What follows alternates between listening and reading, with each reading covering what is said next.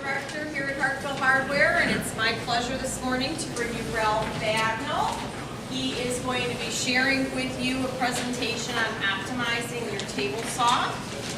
Everything that you need to know to be safe when you're operating your saw. Ralph comes to us with over 30 years experience. I think you'll really enjoy his presentation. I had the opportunity to hear him yesterday. It was really interesting, and we had a lot of good input. So join me in welcoming Ralph.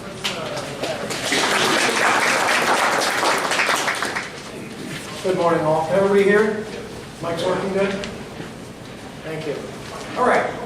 A couple of quick notes before we get started. I like to do an interactive class. So we've got plenty of time. As I'm speaking, as we're talking about these various topics, if there's something you want more information on or have a question about, don't hesitate to stick your hand up, jump up and down, scream, hey dummy, whatever it takes to get my attention. If you wait till the end, you'll either forget the question that you had or everybody will be milling around and you won't get your question answered. So go ahead and feel free to raise your hand, get noticed, and we have plenty of time to do that. We had a really good show yesterday, so we should be able to do that. As Catherine mentioned, I'm a 30-year veteran of the woodworking industry and working in professional shops and selling equipment, and now I consult in the woodworking industry. I've been writing for several of the magazines since 2000, and for the last, since June of last year, I have a woodworking TV show on Amazon Prime called Woodcademy that is free to view, and anybody wants to find out more about that, I've got some information up here at the end. You can come up and talk to me about it, whatever. I am here actually representing MicroJig, and so I will talk a little bit as we go through about the MicroJig products, but that's not what I'm here to talk about primarily. So if you've got any questions, please come up and see us in the MicroJig booth later on, and I'll be happy to lay out everything that we make and what we can do. A properly tuned table saw is going to be safer to use. It's going to give you better, more accurate results, and it's just going to make your woodworking more enjoyable.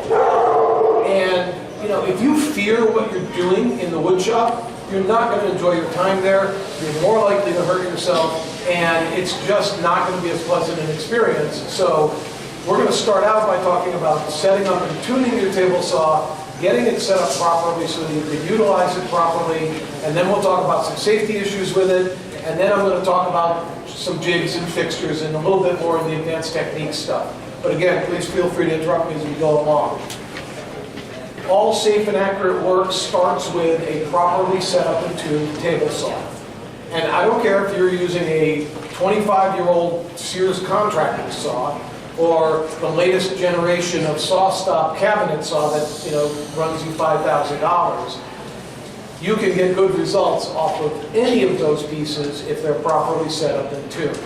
So the very first thing you're going to want to do is actually go ahead and, shopper, read your instruction manual. All right, let's start right there. Because I'm going to talk about setting up the table saw, but there's different types of saws and they all set up a little bit differently. So you really do need to consult the manual to see what it is you're doing. And if you don't have the manual for your saw, in this day and age, just about every manual for everything ever made is online somewhere. So find it and download the PDF somewhere and keep it so that you'll always have it. So the first thing we do after the basic assembly of the saw is we need to tune it up. And we're going to start with aligning the top of your saw to the actual blade. Now, on a cabinet saw, this is a contractor saw, so it doesn't have it. On a cabinet saw, everything that is the saw actually mounts to the cabinet. That's what the definition is. And so the top actually is probably the easiest to adjust. There's 4 bolts underneath outside the cabinet that you loosen up, and then you just use a mallet to tap the top and get it aligned to where you want it. On a contractor saw like this one, the trunnions and the parts that hold the saw and the motor and everything else are all mounted to the underside of this top. You're going to have to get in underneath there, find the bolts that hold all of that, loosen them up and adjust them. Your owner's manual will tell you exactly how to do that, and it's something that you want to really pay attention to. Now, one of the things that I like for doing that is, since we're aligning everything to the blade, They do make a setup plate. It's a 1/4 inch thick steel plate that's 10 inches in diameter, and it's been actually milled to be perfectly flat. So it gives you a much more accurate way of measuring from the miter slot to the saw blade, which is how we set the top. We want the miter slot and the saw blade to be perfectly parallel. And this saw is unplugged, so I can raise the blade right up. I want as much distance from front to back as I can possibly get, because the more distance I have here to measure against, the more accurately I can set it up.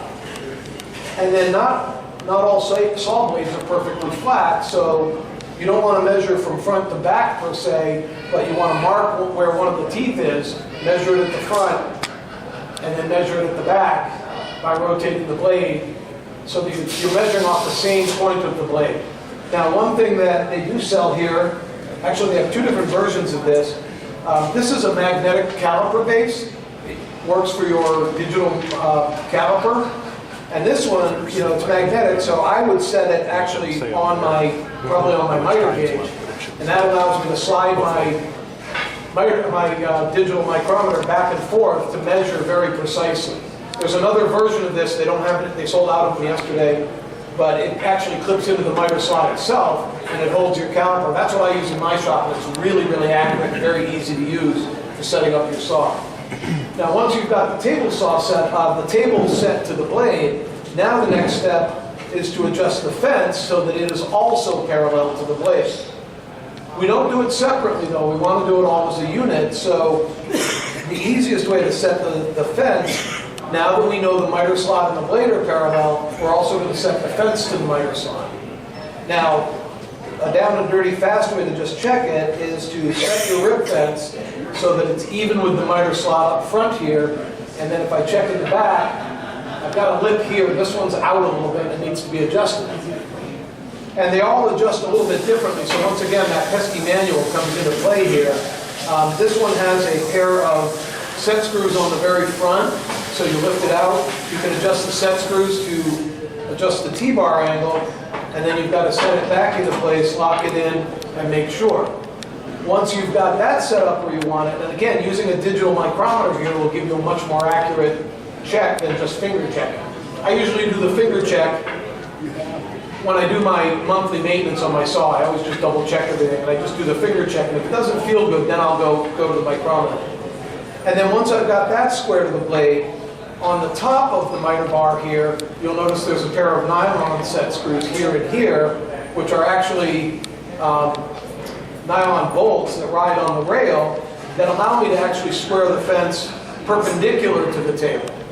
Now, this is probably about 1 3/4 or 2 inches tall here. So there's not a lot, it would be very hard to accurately measure it, but if you put a tall fence on here to raise a panel or something, all of a sudden, that perpendicular starts to make a real difference. So make sure you've got everything completely set up. So now we've got our table saw itself set up. The table is parallel to the blade, or the miter slots on the table are parallel to the blade. Our fence is parallel to the blade. You will find some people who will tell you, well, I like to have the fence drift just a few thousandths away from the blade so that things don't bind up when I go through. Wrong answer. You want everything to be perfectly parallel, as perfectly parallel as you can, because if the fence is drifting off to one side, you're cutting sideways across the blade, not parallel with it. You're going to guarantee that your part intersects those rear teeth as they come up out of the saw, out of the table. So always go for as close to parallel as possible. Now we need to set up our miter gauge. Now, to be perfectly frank, the miter gauges that come with most saws are reasonably bad. And in fact, point of fact, on the less expensive saws, the miter gauges actually tend to be better quality. Okay? If you look at the ones that are on some of the more expensive saws that are up there, they're hard to adjust. They're really not set up properly. And I asked the manufacturers about that one time, and they actually told me, our users are going to buy their own aftermarket miter gauge anyway, so there's no point in putting money into this. Well, if you put a decent miter gauge on, maybe we wouldn't have to buy an aftermarket one, but that's a different argument for a different day.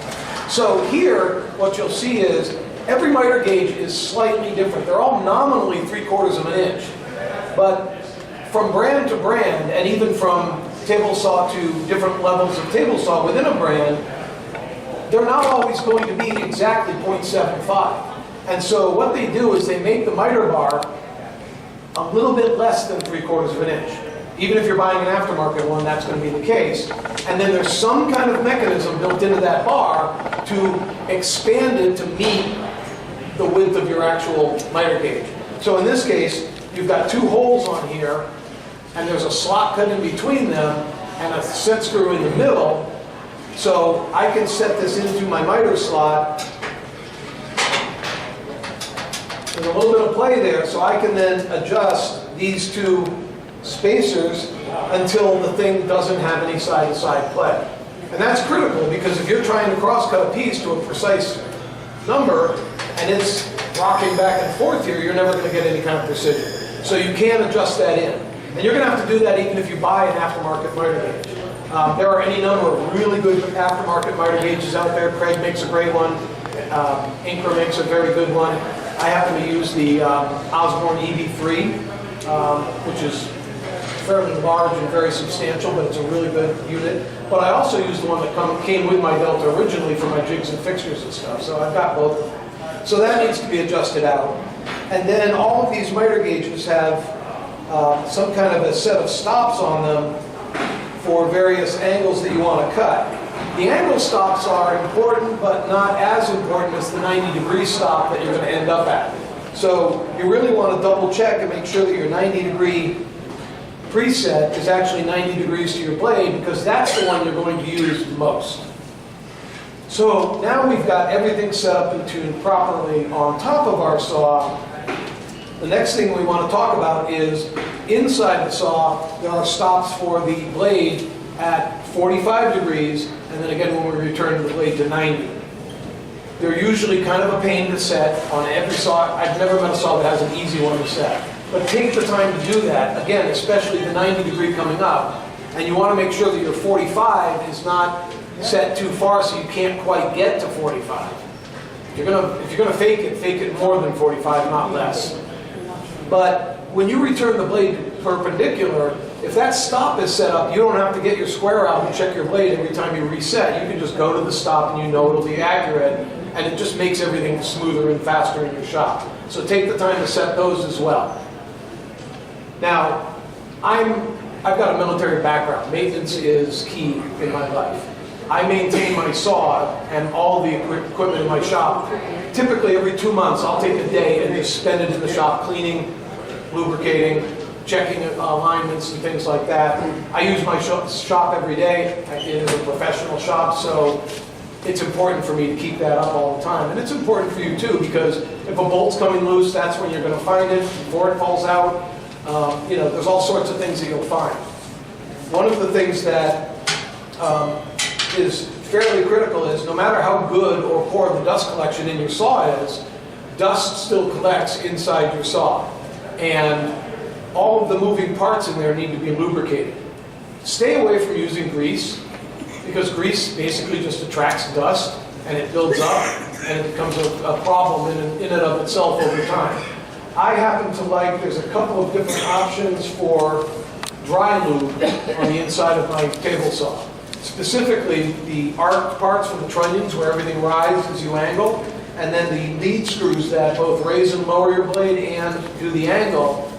Those tend to gum up with grease and dust very quickly. So this is a lubricating powder that it's graphite powder.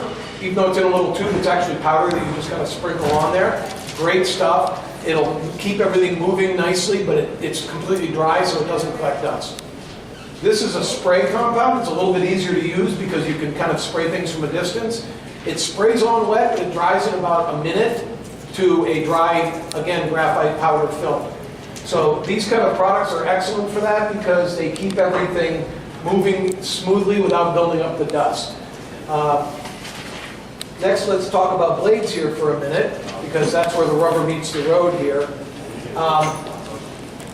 9 times out of 10, when you send a blade out to be sharpened by a professional sharpening service, it doesn't need to be sharpened, it just needs to be cleaned. And when you sharpen it, you're removing carbide from the blade. So if you can keep it clean, number one, you'll pay for sharpening less often, you'll get better cuts, number two, and number three, you'll get better blade life. So here in Hartville, they do sell a nice, this is by the same people who make Bow Shield, the rust preventative stuff. It's a blade bit cleaner. It works very well. I use Franmar's soy gel based cleaner for my saw blades, which I also like a great deal. And I clean my blades fairly regularly.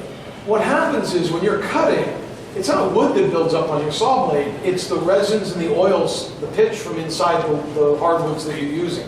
And even if you're not using hardwoods, the glue that they use to glue plywood together, that stuff vaporizes during the cutting process because it heats up. And then just like condensation on your windshield on your car, the first cool thing that vapor hits, it's going to condense. And that's what that gum and pitch is that's on your blades and your router bits and things like that. So by keeping the teeth clean of that stuff, you'll sharpen less often, which will make your blades last longer and give you cleaner cuts. It takes years, literally, of normal operating use to wear the carbide just by cutting the wood. The two things that kill the carbide faster are the gum and pitch buildup, and most importantly, heat buildup. And we'll talk about that a little bit when we get into cutting techniques. So, keeping the blades clean and sharp, you want to inspect your blades. If for some reason there's a tooth that's chipped or damaged, if it's an inexpensive blade, get rid of it and get a new one. If it's a more expensive blade, you can send it back to the manufacturer and have the teeth fixed and rebrazed, new teeth brazed on. So depending on the cost of your blade, you can do that sort of thing. All right, what's up next?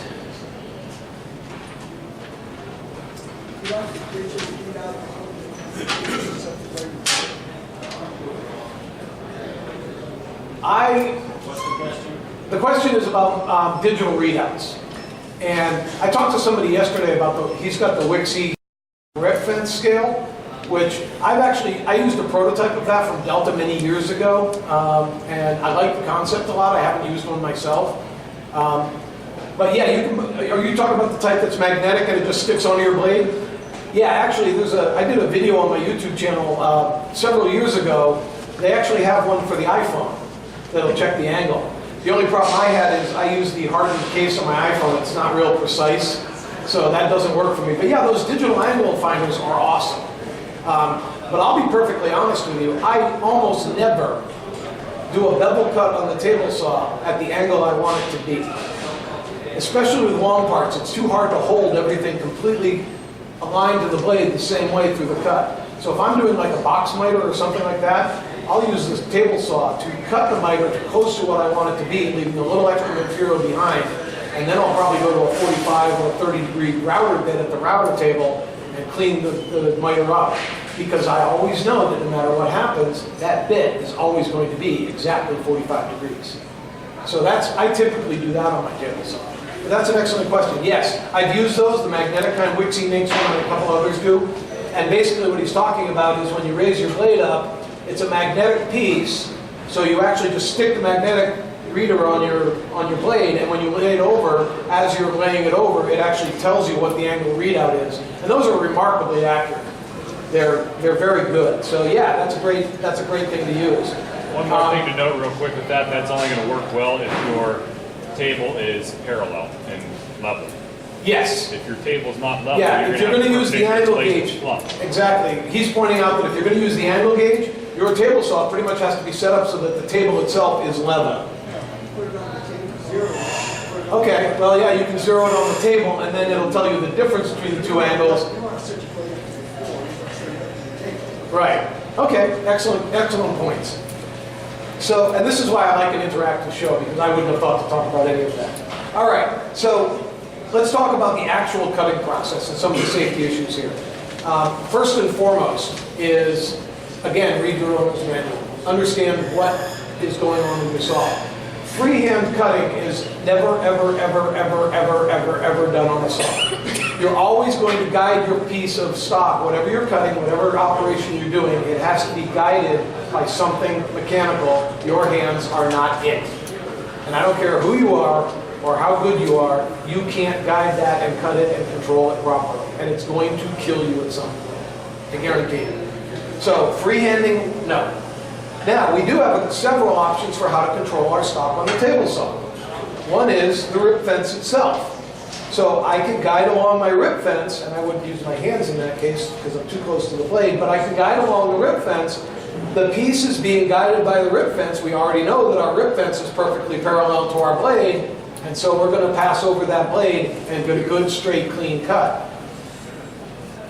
Or, I also have the option of guiding using a miter gauge, where I can do my cross cuts or whatever type of cutting I need to do, guiding off the miter gauge. The miter gauge is controlling my part.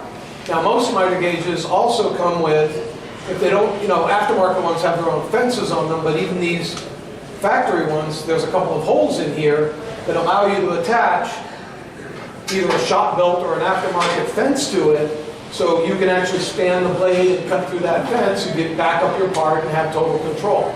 So you've got the ability to guide it with the miter fence. The one thing we don't want to do is use both the rip fence and the miter gauge at the same time. And I'll show you why that we don't want to do that.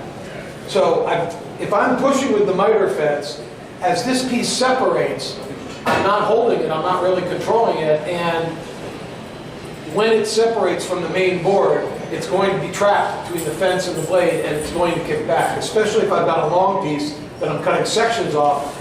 Even though we cut it off between the blade and the fence, if that turns even a little bit at that point, it's coming rocketing out of there. And I've literally seen guys send pieces flying across the shop that way. So we never use the miter gauge and the fence at the same time. But the rip fence is a very convenient stop if you want to make repeated crosscuts. So what I'm going to do is clamp something to my rip fence that ends prior to the blade. So now I can bring a piece over here, and when I crosscut it, there's some room there for it to fall off and not get trapped.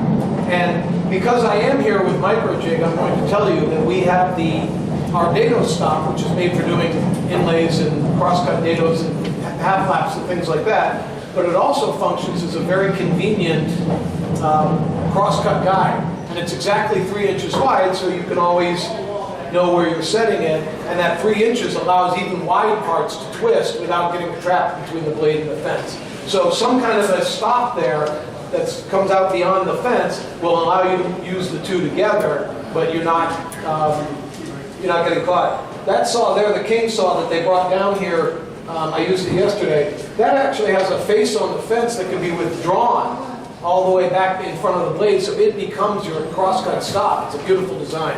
And the old Delta Unifence used to do the same thing. So you want to make sure you're not doing that. Now, I have the blade guard removed from this saw at the moment. But let's talk about blade guards for a few minutes. I will never tell you not to use your blade guard. But I can tell you that in my career of 30 years, I have literally either worked in or visited thousands of wood shops, professional wood shops over the years, and the number of blade guards that were installed in those shops, I could probably count on one hand. If you're comfortable and like your blade guard, by all means use it. I find that they get in the way more than they actually help me. And the problem I always have is that the plastic pieces in the front here that are supposed to be the blade guard move too much and they can actually get into my blade. But there are also many situations when I've got the fence fairly close to the blade where this is simply not going to fit. So you have to know how to operate around it anyways. And you can't use it when you're using a dado blade, by the way, because the part can't pass by. So think about it. It's all about your comfort level. But most of them, and modern saws are all coming out with riving knives now, which I like a great deal. Your blade guard, this bracket that holds your blade guard, is not a riving knife. And in fact, in a lot of saws, the riving knife is a separate piece.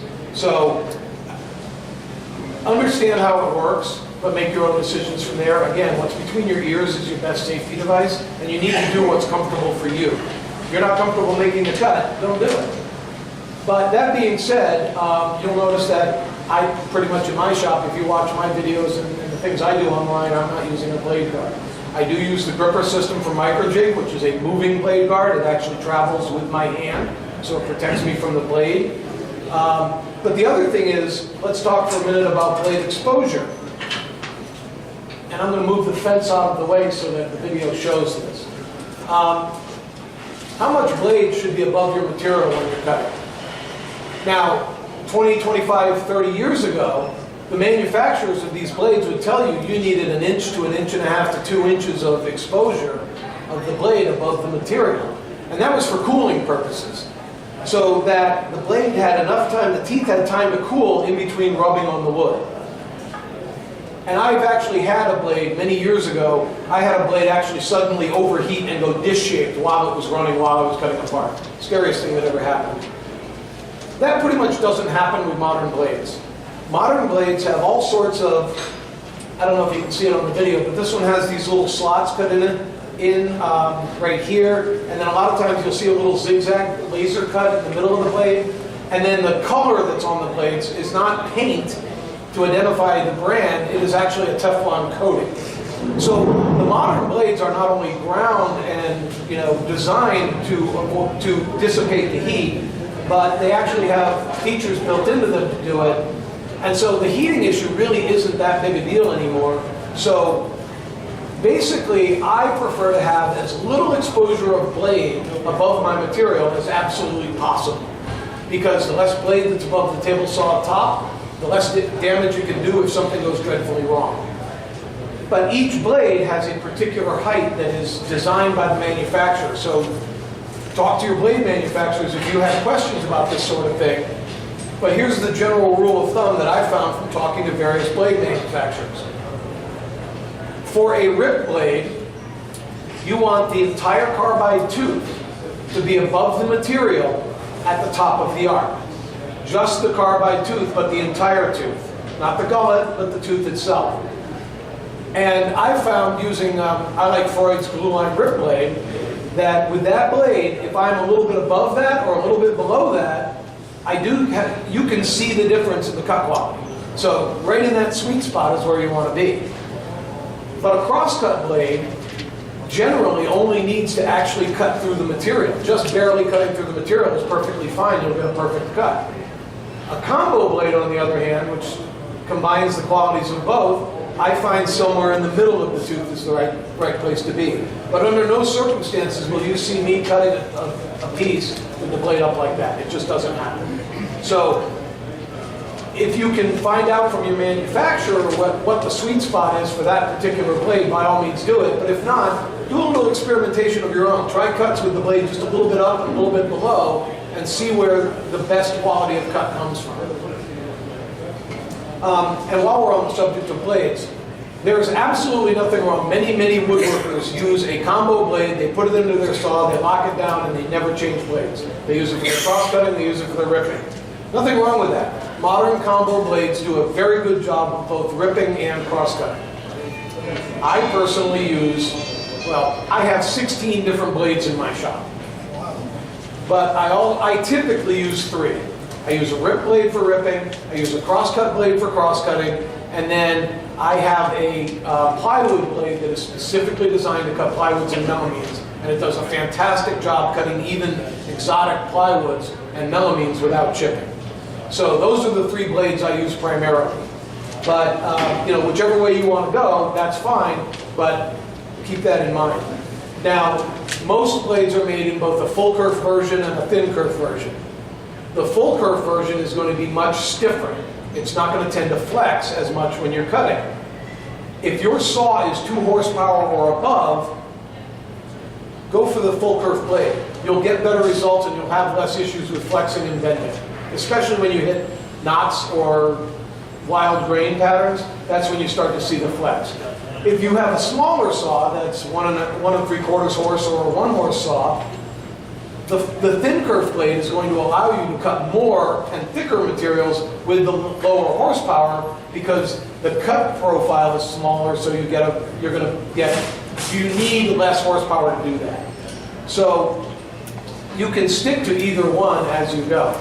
So there's no real problem if you use both types of blades with switching between a full kerf and a thin kerf, but if you're using a riving knife, that riving knife needs to be adjusted for both. It is a different position for the 2 blades, so keep that in mind. And also your rib fence scale is going to need to be changed between those two types of blades. So if you can do it, sticking to one thickness of blade for all your work is a little bit more convenient. I got a question. Go ahead. On the thin blade. Did you ever see that two brothers in Minnesota have table saw solutions that they make a thin blade, thin curved blade? Have you ever seen them guys? No, I haven't seen them. I do have a blade that's, They're in Minnesota, it's Wisconsin. I have one that's an ultra thin curve. And it's specifically designed for if you're going to take a wide board and rip it into a lot of thin strips, it minimizes the amount of waste. The problem that I ran into with that blade, and I have it, I've used it. The problem is it's so thin that it flexes anything more than like a ½ inch thick, and that blade wants to just bend. Plus, because it's so thin, it has a pair of stiffeners built into it, so the kerf line is actually set off by almost 1/8 of an inch from where my normal kerf line is. So it requires a separate insert blade. It's almost more of a pain than it's worth. Does it save a little bit of material? Yes. But unless you're going to be doing that kind of cutting a lot, it's just not worth stepping up to that level. I was just wondering on an underpowered saw if that would work a little bit better. It would certainly, it requires less power to cut through the same piece of wood, yes. The problem is though that you only really require the power when the material you're cutting is relatively thick. And once you get into relatively thick material, that blade is going to want to bend and flex even more than a regular blade. So I'm not sure I think it's solving a problem that doesn't exist. All right. So, any questions on the basic setups that we've talked about so far? I'm going to check the time real quick here just to make sure we're doing okay.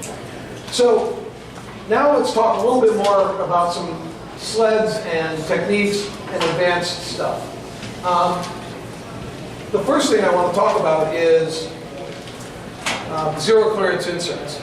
Now the factory insert that comes with your saw, and it doesn't matter what saw it is, they all come with this really wide opening in the insert blade. And that's because, number one, you want to be able to use different size blades. But number two, as you angle the blade, the trunnions on your saw are designed as much as possible that even though the center of the blade is underneath the table, when it pivots, we want the pivot point to actually be at the table so that when it leans, otherwise you need a really wide opening. And they do a pretty good job of that, but it's not perfect. So this opening has to be relatively wide to let you lay the blade over on its side. The problem with that is that first of all, if you're cutting really thin materials, like 1/4 inch strips or even 1/8 inch strips, which I do the demo upstairs with the micro jig, cutting 1/4 and 1/8 inch strips all the time, this opening is so wide that there's a danger of those small pieces falling inside the opening while I'm cutting. And that is a serious danger.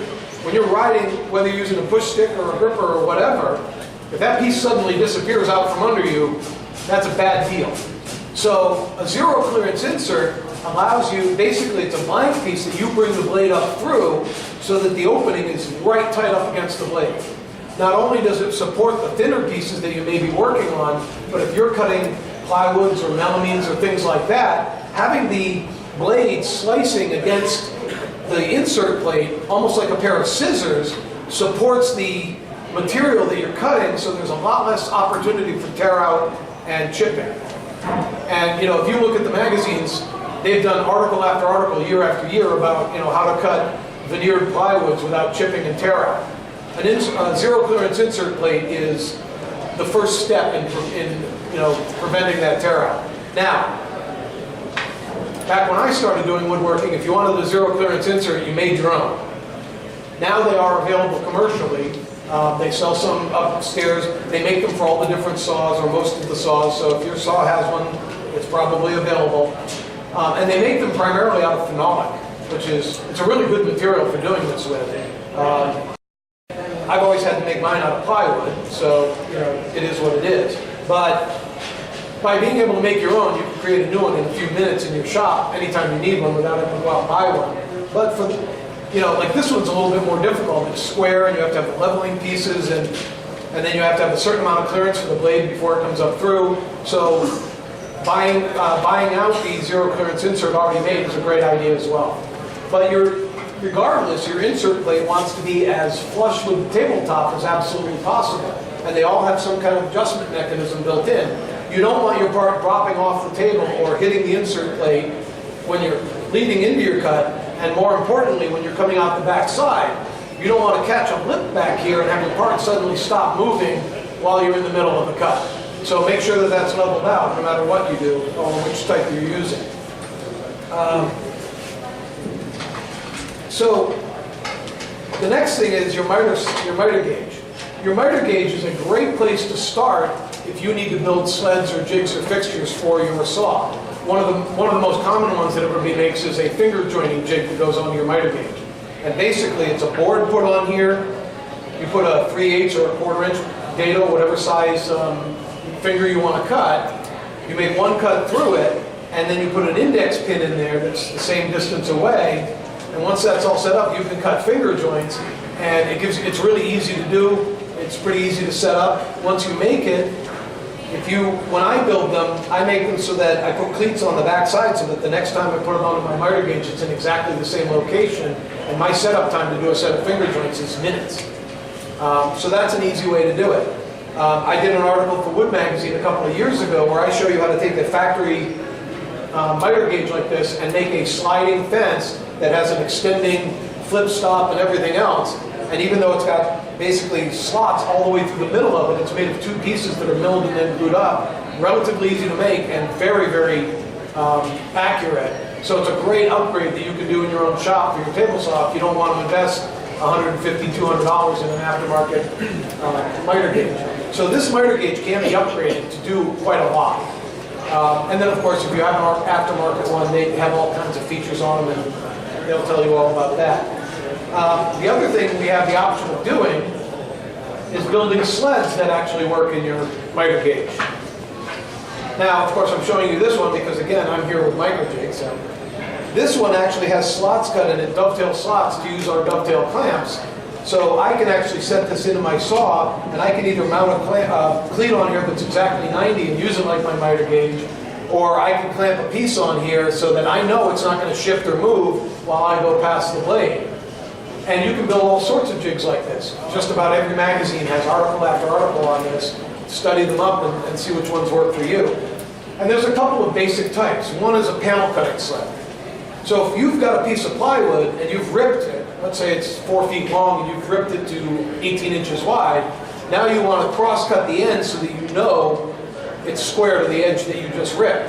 Well, if you try to use your miter gauge, the problem is the miter gauge has to be on the lip of the saw before you start the cut. And even on my Delta Unisaw, that's only about 12 inches between the front face of the miter gauge and the blade itself. I've got an 18-inch part. I can't back the miter gauge off because now it's going to tilt and it's not accurate. So a panel sled is a piece of plywood and the squaring cleat that you're going to work against is in the front.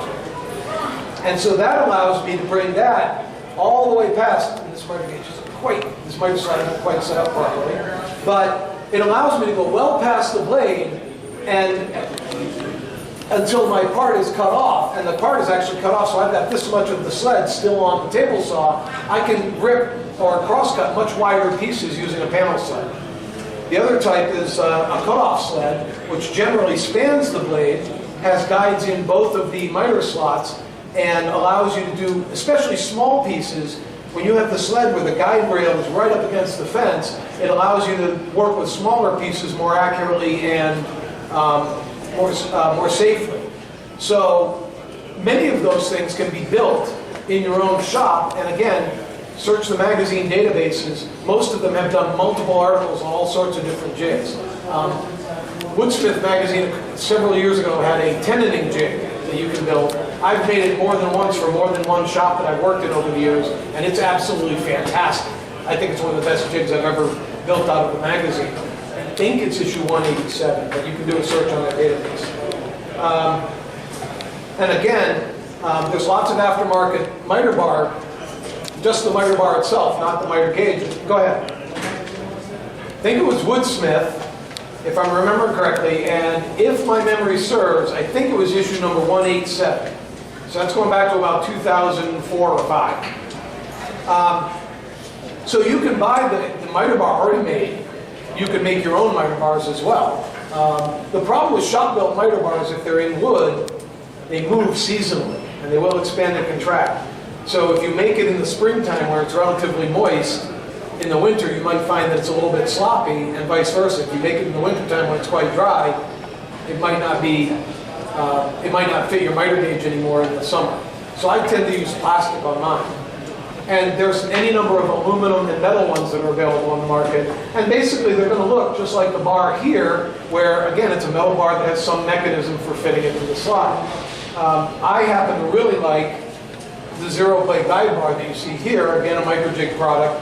But this actually has full contact along both sides of the bar, along the entire 9 inches, and it can adjust from 0.73 to 0.79 inches wide, so it'll fit any standard 3/4 miter slot.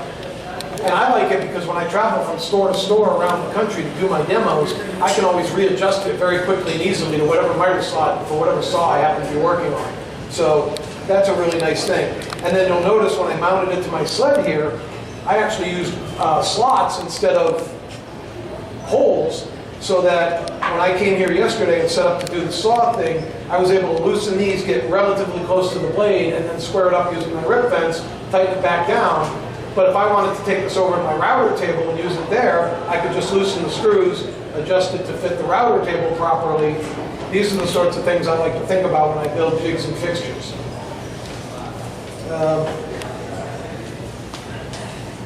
Feather boards are another thing. I typically tend not to use them, but because I use the grippers and they're not compatible really. But on my router table, I certainly use feather boards, and I have used them on the table saw as well. They have magnetic types that will fit, will lock down anywhere on your table saw if your top is cast iron. A lot of the new smaller saws are either aluminum or some kind of non-ferrous metal, so magnetic is not going to be your friend. And then there's many that mount into the miter slot as well, and then are adjustable in and out for whatever cut you want to make. The only thing I don't like about feather boards on the table saw, you have to be a little bit careful. You have to make sure that the force of the feather board is well in front of the blade, because what you don't want is for the feather board, as the piece separates on the blade, you don't want the feather board to push the off-fall piece into your blade, which is then going to flex your blade into your keeper part. So you need to set it up very carefully. I often, if I'm using dado blades, or I even use the molding head cutters on my table saw, I'll often mount feather boards on the fence this way, holding the piece down, so that I know as I work through, it's not going to be lifting up off the table as I'm pushing along. This particular fence, if this is adjusted properly, it actually locks in the back, so I can use a feather board there without this lifting. The typical Biesmeyer type fence, you can still do that, but you're going to want to put a clamp back here once you get it set to keep that from lifting up off your saw. The other thing is when you're cutting thin materials, laminates, veneers, if you're cutting the actual veneer or laminate, getting ready to lay it onto a substrate. Those materials are very thin, and almost every rip fence has a little gap underneath it so it's not scraping across your tabletop. You do not want to be in the middle of a cut and have that thing slide underneath the fence. So in that case, what I'll do is I'll add an auxiliary fence to the face of my my grip fence here, and I'll actually put a little cleat on the bottom of it, and I'll let the flexible material ride on top of that cleat. I know it can't go any further than that, and it's a much safer way to cut my veneers and my thin materials. So, anybody have any questions?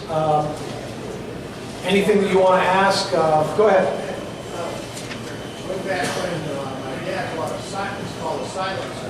It was a chunk of metal that was perfectly balanced and would hold less precise blades. Yeah, it's a stabilizing blade is what it amounts to. Well, here's the thing. Every saw is going to have some runout. Okay? No matter what you do. Now, I've actually measured my saw scientifically. And my Dutch Unisaw with a Freud blade on it at home right now has a runout of about 1/1000th of an inch overall, which is really, really nice. But the problem is this. The bearings that hold your arbor as it's spinning, if they had zero runout, they wouldn't turn. That's physics. So there has to be a certain amount of play in there or else it wouldn't turn. And then no blade is perfectly flat. That being said, your runout should never be more than 3 or 4 thousandths. And if it is more than that, you'll actually feel it in the saw. It'll vibrate. A good quality blade, honestly, I haven't encountered a well-made, if you're buying a $20 saw blade, yeah, you might have some run out on that sucker. But, even at the $60 and $70 level and up, you're not going to get a lot of run out of blades. They're pretty careful about the way they balance them now. Stabilizers, if you want to use one, there's nothing wrong with that. It will limit your maximum elevation, the thickness that you can cut. But honestly, most 10-inch table saw blades can cut to about 3 inches thick. And very few of us ever cut to 3 inches thick, period. Usually when you raise your blade up that high, you're raising a panel or something like that. And that's another thing to mention real quick. If you're going to do pieces standing on edge, this fence, and it's not much shorter than most others. The problem is if I want to do a raised panel, let's say I've got my blade angled, I can hold it like this, but there's not a lot of support there. And I didn't bring it down with me, so I apologize. But if you come over to the micro jig booth, I'll show you a tall fence that attaches to your miter fence, your rib fence. And that tall fence provides you the extra support that you need so that when you're doing bevel work or edge grooving or that, when you're working on edge, it gives you the extra support. That's another type of jig. And again, most of the magazines have shown various articles on how to build that sort of thing. They've covered, pretty much in 25 or 30 years that these magazines have been printed, they've covered just about everything you want to look at. And the good news is most of the magazines now, their entire history is available on DVD that you can buy and have every issue of every magazine ever made for a couple of $100 if that's the route you want to go. But yes, stabilizing plates are a great thing. If you are having issues, if you are concerned about it, just remember that it is going to limit your up. I've got a 25-year-old Unisaw. I've never touched the belt, drive belts, or anything inside. Is there something you have to do for preventive maintenance, or what do you do with the drive belts? With the drive belts on a Unisaw are a bear to replace. Okay, there's 3 of them. On an older Unisaw like that, there's going to be 3 of them, and they're incredibly tight. That being said, I've only had to ever do it once. So basically for you, what you would want to do is just visually inspect the belts, just like on your car. Visually inspect the belts and make sure that they're not frayed or worn or anything like that. But until one actually starts showing wear and fraying, I would not replace it. I also have a 25-year-old Unisaw, and I've never replaced the belts on it, and they're still in very good condition. Unlike the belts on your car, they're not constantly being heated and cooled. They're not constantly being exposed to elements and weather and water splashing up and all the other horrible things that happen underneath your engine compartment. Inside your saw, generally speaking, it's a pretty controlled environment. It gets dusty, but that's about it. So good dust control will make your belts last a lot longer because you're not going to get crap built up between the belt and the pulleys as it's running.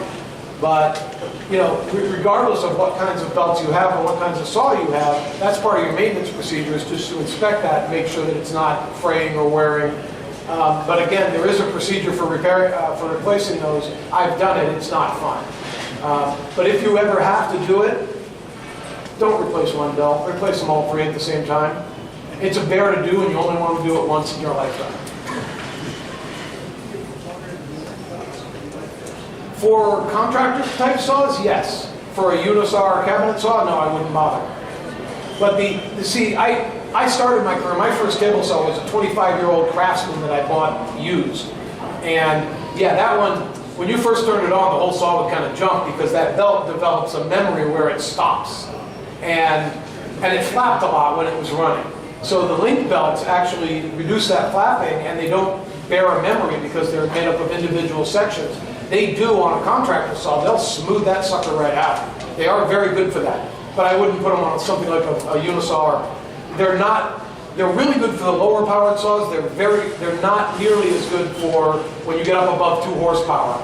There's a lot of torque on that system when you first fire that blade up because your saw doesn't have a soft start. I think the soft stop actually does, but most saws don't have the soft start, so it's like instant on. So the link belts are good for the contractor saws. Any other questions, comments, anything else? Go ahead, way in the back. What are the odds when you call any given blade manufacturer to find out that information you're saying about how far blades should be put in material without having to silence some other the question, just in case anybody didn't hear it, was, what are the odds that when you call your blade manufacturer to try to find out about the height setting or other things that I talked about, that you're actually going to get somebody on the phone that knows what the hell they're talking about? It depends on the company. Now, I will tell you that Freud, for example, if you call, ask for somebody, ask for technical support, and the guys that answer that are actually engineers. They're very, very good. What's the other? Forrest. When you call Forrest to talk to them, you're going to talk to the people that actually make the blades. They're a very small company. Other companies, it's kind of the hit or miss, but I will tell you that I've got some business cards up here, and I've also got, I mentioned that I've got the information from my Amazon stuff. Take one if you want to. If you ever have questions, reach out to me on email, and I'll be happy to talk to you and answer questions. I have the advantage of having worked with a bunch of these manufacturers. I have a level of access that the average consumer doesn't have. So, but I've spent a lot of time studying all this stuff over the last 30 years. So, if you need, I'll be happy to answer questions as well. Thank you. Put that on And if it were up to me, I would have an FAQ section on my website that answered all those questions so that I don't have to answer phone calls. But I will tell you that, again, I like Freud blades. I think they make as good a blade as anybody makes for the price, okay? But their website is only okay, and their YouTube channel is non-existent and terrible. In Israel, I don't know what to do about that. I can't do anything. It's not my company. But that's kind of what I've found. So, if you have questions and if you can't get to the manufacturer, reach out to me and I'll be happy to talk to you and help you if I can. Would the rule of thumb be just the tip of the carbide? On crosscut blades, the tip of the carbide. On Fulker rip blades, the entire carbide tooth above the material. And on a combo blade, somewhere in the middle of the tooth, and you may want to experiment with it to see where your best cuts are. And you'll probably find on a combo blade that your cross-cutting height setting should be a little bit different than your rip height setting, because it's the way that the teeth are made. There's an amazing amount of science that goes into the design of a saw blade these days. It's actually mind-boggling how much science and physics are put into not only the design of the blade body itself, but the actual way that the teeth are ground. And there are lots and lots of variables with the grind angles and whether there's back angles for clearance and rake angle, that how far the teeth leans forward and back relative to the center line of the blade. It's an amazing amount of science that goes into all that. And so the more of that you understand, the better. But as a general rule of thumb, crosscut, minimal exposure, rip blade, just the tooth, combo blade somewhere in the middle. Any other questions? Thank you all so much for coming. Thank you for being here. I appreciate it. And I'll be upstairs in the microchip booth if you have questions about anything.